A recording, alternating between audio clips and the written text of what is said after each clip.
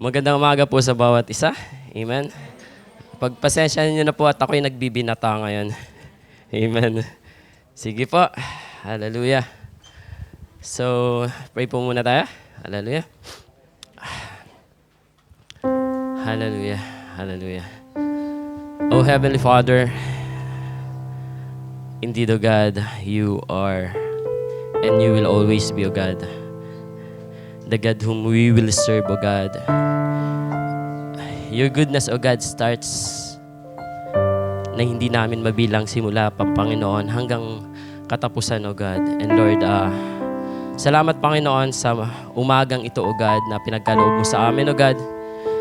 Thank you for the word, O God, and we continue to pray, Panginoon, that this word, Father God, that you have impressed in my heart, Father God, be a blessing, Panginoon, sa aking mga kapatid, O God. And Lord, let this word, Father God, continue to manifest, Father God, in our lives, O God. And thank you for this opportunity, Panginoon. Continue to hide me in your back, Panginoon, na ikaw lamang, O God, yung patuloy na makita, O God, sa harapang ito, O God. It's not me, but it's you, O Jesus. Hallelujah. We give you all the praise, O God, in Jesus' name. Amen. Amen. Happy New Year po ulit. Yan, sa dami po ng mamamana ako kay Pasleo, yung panyo pa talaga, di ba? Anyways.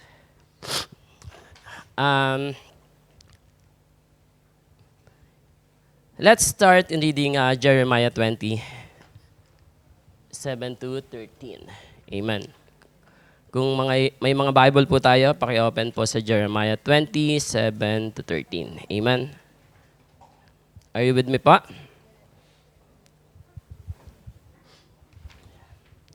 Jeremiah 27 to 13. You deceived me, Lord, and I was deceived. You overpowered me and prevailed. I am ridiculed all day long. Everyone mocks me. Whenever I speak, I cry out, proclaiming violence and destruction. So the word of the Lord has brought me insult and reproach all day long. Sa 9, but if I say I will not mention His word or speak anymore in His name, His word is in my heart like a fire shut up in my bones. I am weary of holding it in. Indeed, I cannot. Sa 10, I hear many whispering, terror on every side. Denounce him, let's denounce him. All my friends are waiting for me to sleep, saying, perhaps he will be deceived. Then we will prevail over him and take our revenge on him. Last. But the Lord is with me like a mighty warrior, so my persecutors will stumble and not prevail. They will fail and be thoroughly disgraced. Their honor will never be forgotten. Lord Almighty, you who examine the righteous and probe that the heart and mind, let me see your vengeance on them, for to you I have committed my cause. So 13, sing to the Lord, give praise to the Lord. He rescued the life of the needy from the hands of the wicked. Amen. So, na-encourage po ba tayo sa verse na to? Amen? Pero sa simula pa lang po, di ba? Ano po yan sa simula? You deceived me, Lord, and I was deceived. You overpowered me and prevailed. So, simulan ko po sa ganito. Indeed, we are in the fourth week of January of 2026. And lumipas na ulit yung isang taon. And I believe po we have a lot of dreams, especially sa atin mga OFW, di ba? Pumunta tayo dito because may pangarap tayo. Pangarap para sa ating sarili or pangarap sa ating family. And kumusta po? Nasa ang percent na po ba tayo sa pagtupad ng pangarap na yon? Amen. 50% or 10% or wala pa din? So, yun, tulungan nyo nga po ako, pakibasa yung title ng ating message for today. Yan po. Isa pa nga po, medyo malakas. Rise above discouragement. Na-encourage po ba kayo? Sa title. Di ba? Yun po. So pag-uusapan natin ngayong umaga kung paano tayo aangat sa mga discouragement natin sa buhay. Hindi ko po pag-uusapan yung discouragement natin sa buhay kasi hindi po yun nakaka-encourage. But we will talk about something that or how we can rise above this discouragement. Sabi nga, discouragement is part of life. Amen po ba? Discouragement comes most often when you do right things but experience poor result. Di ba po? You work hard but you don't make progress. Or nagtrabaho ka ng napakalupit pero ang na-promote yung katabi mo. Di ba po? Naranasan niyo po ba yun? Yung nangongopya lang ng Excel mo pero sila yun na-promote. Mga ganon. You show up for practice every day sa mga players po. Kila Ate Makaila. But you give it all but you lose in every game. Naranasan po ba natin yun? Or nag-practice tayo ng nag-practice. For example, sa music team. Nag-practice tayo, nagsipra tayo ng the whole week. But pagdating nung praise and worship, biglang hindi pinakanta ni worship leader yung linya mo na pinagpuyatan mo, di ba? May mga ganun tayong moment. Tapos, eto pang pinakaano sa mga parents po. You spend time with your child going out of your way to parent the best way you know. According to Google, according sa experience mo. But still, they rebel. So, those are the samples of things na nagli-lead sa atin sa discouragement. Ito pang binasa natin sa Jeremiah 20, kung babalikan natin, ito po yung time, or balikan po natin yung background ni Jeremiah. Sino nga po si Jeremiah? Siya yung tinatawag na weeping prophet. And bakit po ba siya weeping prophet? Hindi naman po siya si Pastora Golds, di ba? Kasi po, isa si Jeremiah sa binigyan ng mandato or ng mandate ni Lord na sabihin yung mga masasakit na prophecy sa bansang Israel.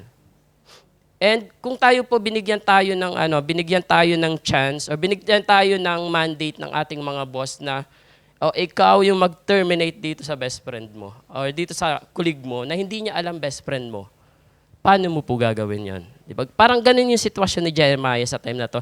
And the worst thing is, in this verse, in this word, may na-offend siya na isang assistant ng priest, which is si Pashur. Hindi po si pastor, si Pashur. Pashur. Sabi nga, discouragement eat a hole in our hearts. It make us want to quit. Amen po ba? Dumating po tayo dun sa point na gusto na nating mag-quit. Saying these things we shouldn't say. Or we're shaking our fist at God. That's how Jeremiah felt that time. So God called him to speak a harsh message to a rebellious people. Amen. So he obeyed God anyway. Kahit mahirap yon, he obeyed God. Amen po ba? Yet on one occasion, sabi nga, eto, na-offend niya si Pashur. And that the worst thing here is, inaresto siya, binugbog siya, pinakulong siya. And hindi pa naman po siguro tayo umaabot sa ganong point na naranasan ni Jeremiah. But out of all the experiences na naranasan ni Jeremiah, did he stop? Na-disheartened ba siya? Hindi, di ba? Nagreklamo ba siya? Yes. Tao po siya. Nagreklamo siya. But hindi siya tumigil sa pinagagawa sa kanya ni Lord. Sabi nga, kaya nga tinawag niya si Pashur na pinangalanan niya, or mahilig po tayo mga Pinoy, di ba? Mahilig tayo magbansag ng mga tao. For example, yung mga boss natin, para hindi malaman na siya pinag-uusapan, bibigyan natin ng kunyari si Pogi, pag-usapan natin, alam niyo yon. Or kunyari si Kulot, yun, kunyari Kulot yung amo nyo, si Kulot, ganon. Mahilig tayo sa ganon. So ganon din yung ginawa, ganon din yung nangyari dito. Si Pashur tinawag ni Jeremiah na terror on every side. Bakit po? Kasi yun yung naranasan niya. And etong terror on every side, may prophetic meaning din to. Kasi ito yung mangyayari sa kanya doon sa Babylon. Amen po. Sabi nga, this describes the terror Babylon would inflict on Judah. Specifically, the fate of Pashur would suffer when God's judgment fell. He would die and be buried outside Israel, which was considered a judgment for the Gentile lands were labeled unclean. So, parang parang yung nangyaring yon is a prophetic nung judgment na mangyayari sa kanya. Anyway, so much of Pashur. Let's talk about Jeremiah and how he conquered discouragement. Amen pa. Sabi nga, in this last of his recorded lament, which is similar to Jesus' Gethsemane experience, we find the heights and lows of human emotions. Grief, joy, despair, delight, perplexity, and praise. Amen? So like Jesus, Jeremiah reminds us that even a faithful servant of God can become discouraged. Amen po. Even ang ating mga pastor po, nadi-discourage sila. Hindi lang natin alam. Amen po. Jeremiah lived above his feelings and fulfill God's will. Amen. So, bakit nga po ba sa napakadaming pagkakataon nadi-discourage tayo? Amen po. Sa atin, sa mga nagtatrabaho, bakit nadi-discourage tayo na hindi natin nakukuha yung pinagpipray natin promotion?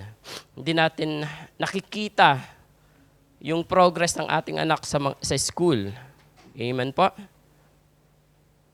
Bakit yung pinag-ipunan mo in how many years, tapos biglang may nagkasakit sa family, biglang yung years of saving is napunta lang dun sa medication.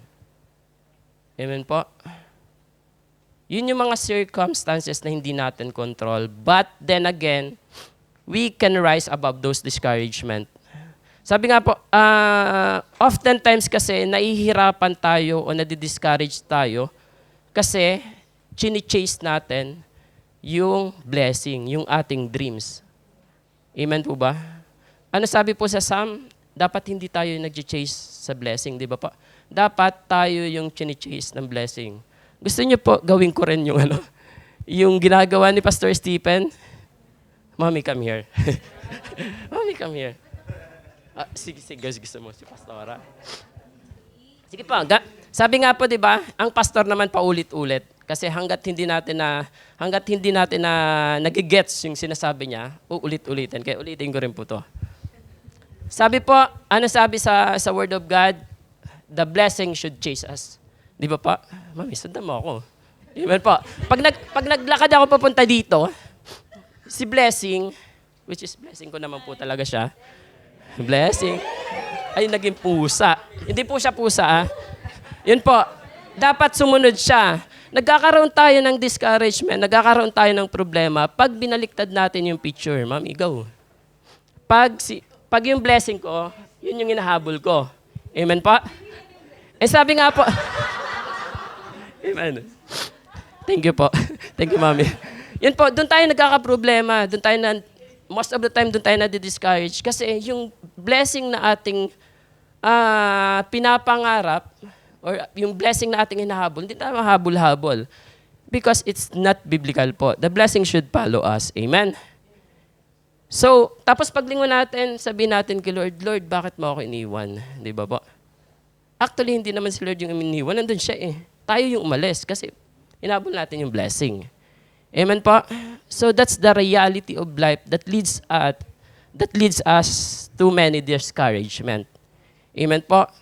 So, paano po natin ma-conquer o paano tayo mag-rise above all this discouragement? Una po, we need to surrender the dreams that we have. We need to surrender all the plans that we have. And lagi nga po sinasabi, di ba, dapat sa lahat ng ating plano, sa lahat ng ating gagawin, laging nasa equation si Lord. Nagkakaproblema tayo pag wala si Lord sa equation. Amen po ba? So yun po yung una. But we can rise above discouragement in 4 ways po. Apat na ways lang po yung pag-usapan natin. I have 26 minutes. Sige po, let's go to first point. Ay, dito pala. Yan. First, be honest. Tell God how you feel. Sabi nga po sa verse 7, you deceived me, O Lord, and I was deceived. You overpowered me and prevailed. I am ridiculed all day long. Everyone mocks me. Kung matatandaan po natin yung buhay ni David, di ba? Di ba kung babasahin po natin yung buhay ni David, dumating siya sa pagkakataong to din. Na-discourage siya, as in nawalan na talaga siya. Hindi siya nawalan, but lugmok na lugmok siya. But the best thing sa nakita ko sa buhay ni David and Jeremiah is they become honest to God. Ano nararamdaman nila, sinabi nila kay Lord. And the same encouragement po sa atin. Kasi parang naging mantra na natin na hindi tayo pwedeng magalit kay Lord. Si Lord yun eh. Di ba po? Hindi ko po sinasabi na kailangan natin magalit kay Lord. Ang sinasabi ko po is kailangan nating maging honest sa nararamdaman natin. And we need to tell it to God. But it will not stop there po. Hindi tayo kailangang maglinger doon sa honesty o sa galit natin. We need to still surrender. So the word po natin for today is surrender. Amen po. In everything that we will do, we need to surrender it to the Lord. Amen po. Sabi nga dito, Jeremiah was honest. He felt deceived by God. The word deceive means to be enticed or seduced. Amen? Obviously, God does not mislead or trick people. But Jeremiah felt God had lured him into the ministry only to make him a laughingstock. Amen po ba? Nilagay po ba si Jeremiah sa posisyon niya na yon para pagtawanan? Hindi naman po, di ba? Sabi, he felt like a helpless girl who had been seduced and overpowered by a deceptive lover. Amen po. He felt like ridiculed and offended. His voice was not making any difference. He was crying out for the people to repent, yet they continued toward destruction and judgment. Jeremiah's intense lament was private for God alone, not public. Hindi niya sinasabi na galit siya kay Lord in public. Ito po ang tandaan natin. Napakarami actually sa Kristiyano ngayon na napaka-busy sa church. Amen po ba? Busy sa ministry. Busy sa pinagagawa ni Lord sa kanila. Sa binigay ni Lord. Hindi po si Pastora yun. Natawa siya. Ako din po. Pero oftentimes, ang nakakalimutan natin is yung private moment natin kay Lord. And pagdating ng gabi, feeling natin pagod na pagod tayo. Pero hindi tayo makatulog. Amen po ba? Parang ganun din po yun eh. Di ba? We chase our dream. Nakuha natin yun, yes. Ang napakadaming successful na tao ngayon. Magaganda yung bahay, maganda yung sasakyan, maganda yung higaan. Pero sabi nga po, di ba, yung magandang higaan is hindi nagagaranti na magandang tulog. Amen po. Yung iba nga po, nakaupo lang, di ba, sa service, nakakatulog na. Yun, blessing po yun. Di ba? Wala naman po dito yan. Wala dito nun. Wala akong nakitang tulog. Amen. Di ba pa? Kasi meron sila peace, di ba? At hindi po yun nabibili. Amen? So, marami tayong pagkain pero wala tayong gana. Okay lang po ngayon na wala tayong gana kasi naka-fast. Mahirap po pag may gana tayo ngayon. Nag-struggle tayo. Amen? So, yun po. Be honest to God. Huwag tayong magtago. Kasi alam naman ni Lord yung nararamdaman natin.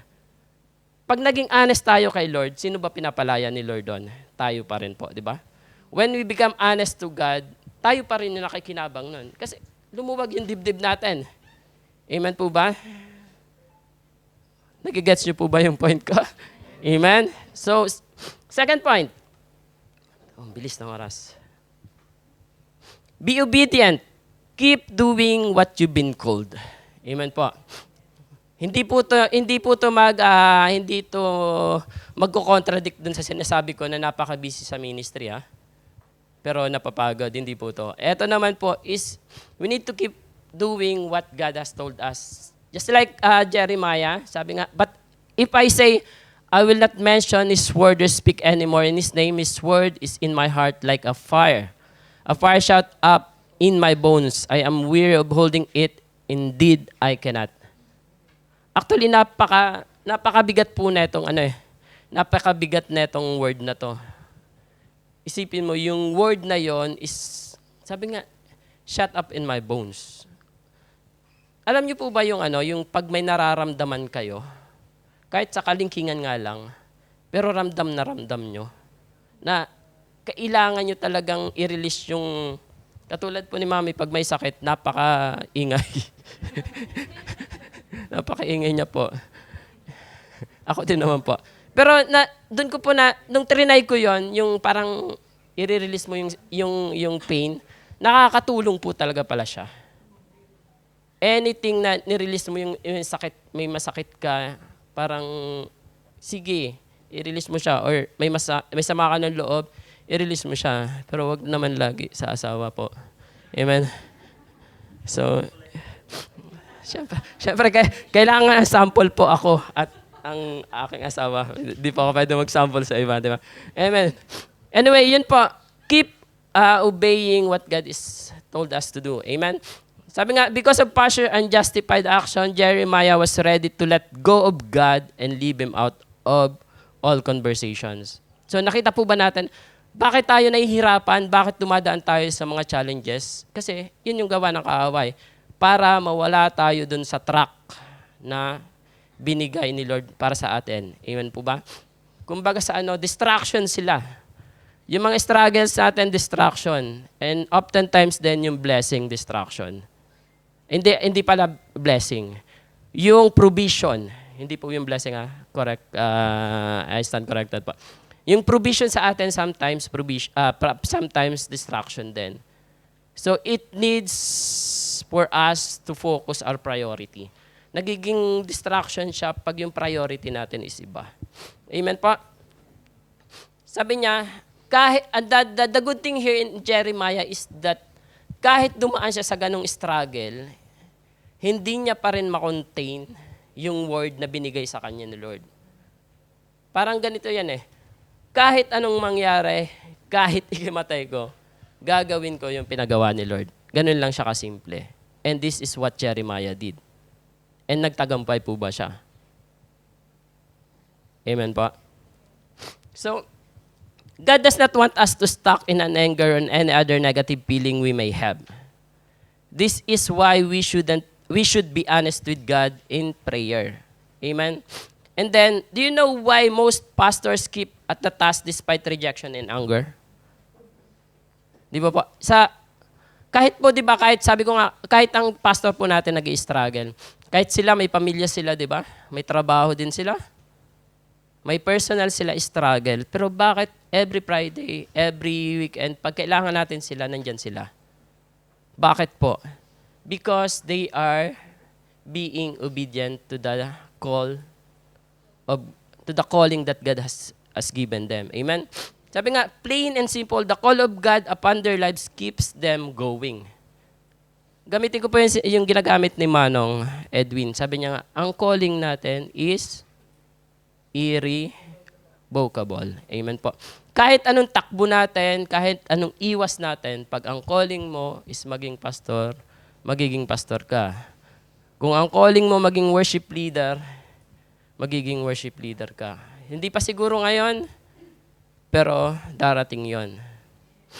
Kaya po, kailangan natin tandaan lagi, balik tayo sa dreams. Napakinggan ko rin po yung preaching ni Pastor Stephen. Sabi niya, yung chasing our dream is not biblical. It is a cultural mantra. Amen po. Ang biblical is we should pursue our purpose. Kung ano ba yung design sa atin na Lord. For example, gustong-gusto mo kumanta. Pero wala ka naman doon sa tono. Sabi nga, ang tanong ba gusto namin kumanta ka? Di ba?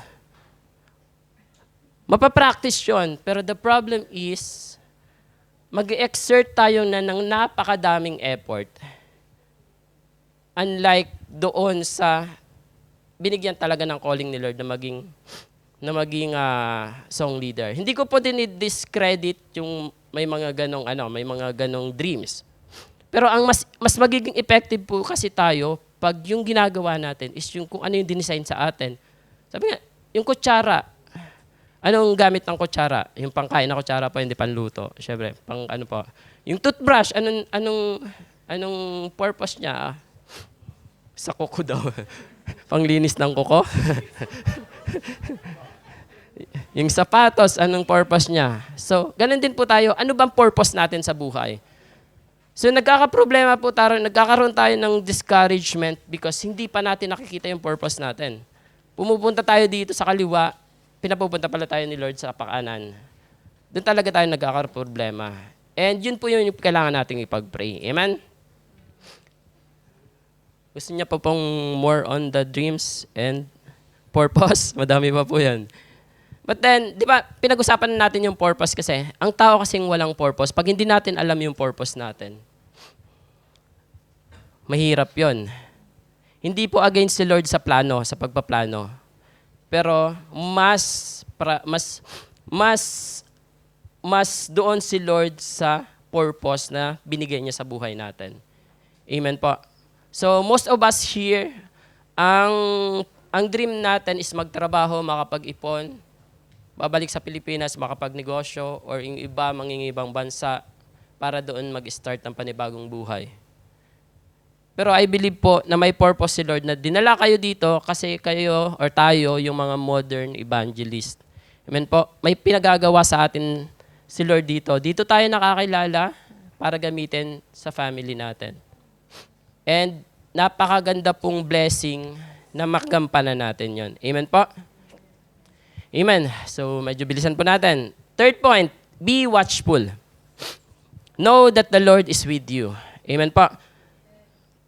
Sabi nga dito, but the Lord is with me like a mighty warrior, so my persecutor will stumble and not prevail. They will fail and be thoroughly disgraced. Their honor will never be forgotten. Sabi nga, Jeremiah realized that he wasn't alone, but the Lord is with me like a violent warrior.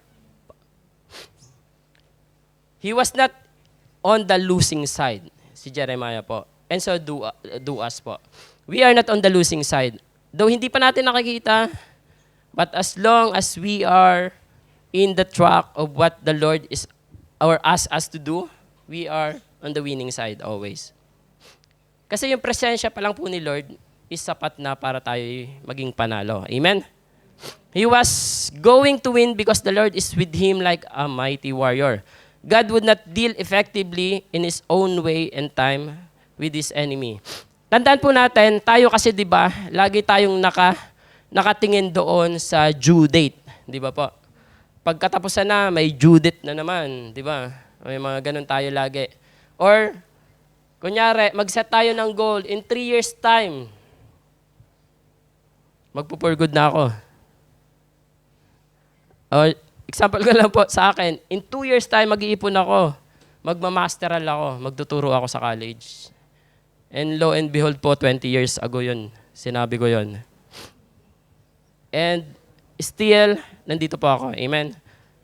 So, the purpose of the Lord and our purpose should be in line para po tayo maging effective. So, magkakaproblema lang tayo, madidishearten tayo, madidiscourage tayo pag yung dalawa, yung dreams or yung purpose natin is laging nagbabanggaan. So, paano po natin malalaman yung purpose natin? I-consult natin sa Word. Ipag-pray natin. Amen po. The Holy Spirit will lead us if we really seek Him. Amen? Be watchful, sabi nga. Be watchful. Huwag nating kalimutan na si Lord is laging nasa atin. Amen po ba? Kahit may mga pagkakataong feeling natin mag-isa na tayo, pero hindi po yun totoo. Yun yung mga whispers lang, whispers, na hindi natin dapat tinatanggap. Amen po. So for the last point po, be worshipful. Praise God with your whole heart.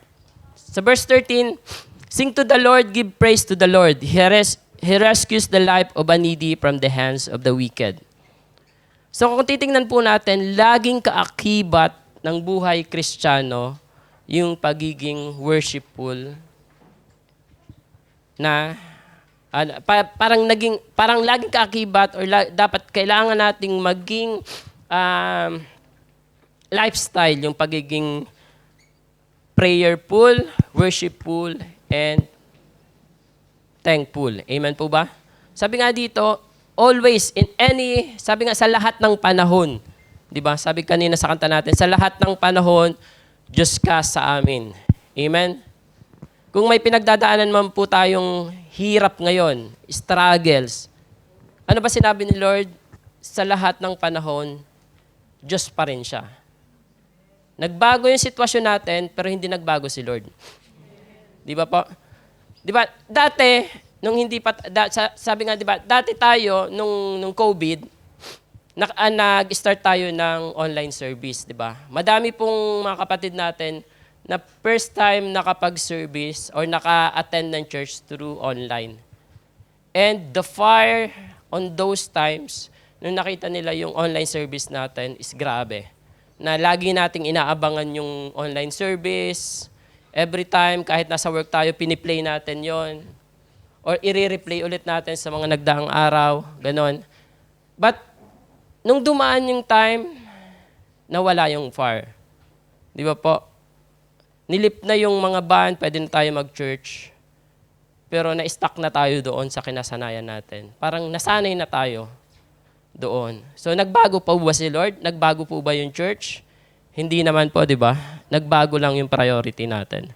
So, kailangan lang natin ibalik dun sa dati. Amen po. Eto po, bakit kailangan nating maging worshipful? Or bakit natin kailangan laging i-praise si God? Sabi nga, Jeremiah, despair turned into joy. He defeated attitude turned to a triumph. His dismay to courage. The key that unlocked the door to victory was praise. Jeremiah triumphantly proclaimed, "Sing to the Lord, praise the Lord." Napakadami pong account sa Bible na nagpapakita paano nanalo or nagtagumpay ang Israel, always with praise and worship. Amen po. So wag natin kalimutan ito. So kung a-attend po tayo sa church, wag tayong umattend sa giving na.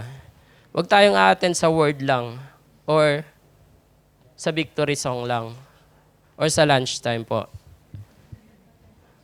Kailangan po natin simulan sa simula. Oh. Kung makakapag-prayer meeting po kayo, sabi ng prayer warriors, mas maganda. Amen po. Kung makaka-assist tayo kila Kuya Joel, mas maganda po. Kasi sa isang buong linggo, isang araw lang naman po yun. Amen po. Binigay sa atin yung 6 na araw, isang araw lang naman po yung dito. Oh, half day. Half day lang po. Kinorek ko, no? So, ito po yung bakit kailangan natin mag-praise? 8 minutes. First, praise recognizes the provider. Bilisan na lang po natin. Second, praise acknowledge a plan. Third, praise accept the present. And fourth, praise release the power. So, napaka-self-explainable naman po siya. Once we praise, we acknowledge that God is our provider. Amen? Praise takes our mind off our situation and focuses on God. It gives God the right to rule and reign in our lives on how we see it fit. Amen po? It acknowledges that God knows more about what He is doing than we do. Tanda po natin na yung plano natin is wala compare sa plano na meron si Lord sa atin. Bakit po ba may mga prayer tayo na napakatagal na natin pinagpe-pray? Pero hindi natin nare-receive. Do you think po napakalaki? Kunyari, Lord, gusto kong maging milyonaryo. Bakit hindi pa binibigay ni Lord yun? Do you think po na-intimidate si Lord sa laki ng milyon na ibibigay niya sa'yo? Hindi po, di ba? Tandaan po natin na si Lord ang may-ari ng lahat. So hindi siya may intimidate sa kahit anong prayer na meron tayo. Hindi niya yun binibigay kasi yung purpose mo is hindi lang pang milyonaryo, pang bilyonaryo. Di ba po? So bakit ibibigay ni Lord yung mas maliit kung kaya naman niyang gawing kang bilyonaryo. Sample lang po yun. Si Tita Dors, bilyonaryo. Inaabangan ng mga bata po yan. Sabi nga, so praise, recognize, provider. Second, praise, acknowledge a plan. Sabi nga, sa Jeremiah 29:11, sabi, for I know the plans I have for you. Ano bang plano ni Lord para sa atin? To prosper us and not to harm us. Amen. So, wag po nating kakaligtaan or kakalimutan na si Lord, bago pa tayo nagplano, may plano na siya sa atin. Amen po. So, third, praise, accept the present. Ano yung present? Praise is based on a total and joyful acceptance of the present as part of God's loving, perfect will for us. Praise is not based on what we think or hope will happen in future. Amen? But when we praise God, or we praise God not for what we expect will happen in us or around us, but we praise Him for who He is and where and how we are right now. Kung titingnan po ba natin 10 years ago, and tingnan natin yung situation natin ngayon, nasaan na po ba tayo? Di ba po? Parang dati po, pag sumasahod ako, tapos pipila ako sa KFC, di ba? Nung bagong-bago lang yung snack box na yan, magkano po yun? 10 reals po. Di ba? Nakapila na ako. Siguro mga pangalawa na lang ako. Tapos biglang magbabago ako sa padala ko na lang to sa Pilipinas. Aalis ako sa pila. Pero ngayon po, pag tinitingnan ko, kahit isang bucket, kaya kong bumili. Praise Lord. Praise God, di ba po? Pero hindi po ngayon. Hindi ngayon, wala pa pong sahod. Wala pa pong sahod. Tapos fasting po. Dati po yun. Sample lang po yun. Pag sample lang, sample. For preaching purposes. For preaching purpose na. Wala, bawal. Amen po. Ang gusto ko lang po makita natin is yung kalagayan natin dati at yung kalagayan natin ngayon na sumunod tayo kay Lord, ginawa natin yung pinagagawa ni Lord, is napakalaki ng difference. Hindi natin nakita, but pag nag-look back tayo, nandun nga si Lord. So, kailangan po nating maging grateful kung ano yung mga ginawa niya. Amen po. And last, praise releases power. Prayer opens the door for God's power to move in our lives. But the prayer of praise releases more of God's power than any other form of petition. Amen. Sabi sa Psalms 22:3, but though holy, or though that inhabits the praises of Israel. God actually dwells or inhabits the praises of His people. Amen po? So, every time we praise, there is power. Every time we worship Him, there is power. At wag po nating i-discredit yung power ng praise in worship. Amen po? So, I do encourage po, hindi as a member of worship team, I encourage everyone as your brother in Christ to continue to praise and worship our Lord. Amen po ba? So, in conclusion po, pakipindot na lang yun. You can rise above discouragement. Will you first be honest? Can you tell God how you feel? Amen po? So second, be obedient. Keep doing what you've been called to do. Can you do that? Or can we do that? Amen po? Third, be watchful. Know that the Lord is with you or with us. Amen po? And last, be worshipful. Praise God with your whole heart. Amen po? Mga simpleng ano lang po to, simpleng reminder on how we battle our discouragement. And tandaan po natin, ang discouragement is hindi galing kay Lord. Amen? Kasi si Lord ay good and si Lord are, ano po? Ano nga sabi natin sa all? God is good. Amen. All the time. So, hindi niya po tayo bibigyan nun ng discouragement. Amen po ba? So, when we feel this thing, this discouragement thing, go back to the Word of God. Go back to what our Lord has put in our heart before, nung nakilala natin siya. Amen po.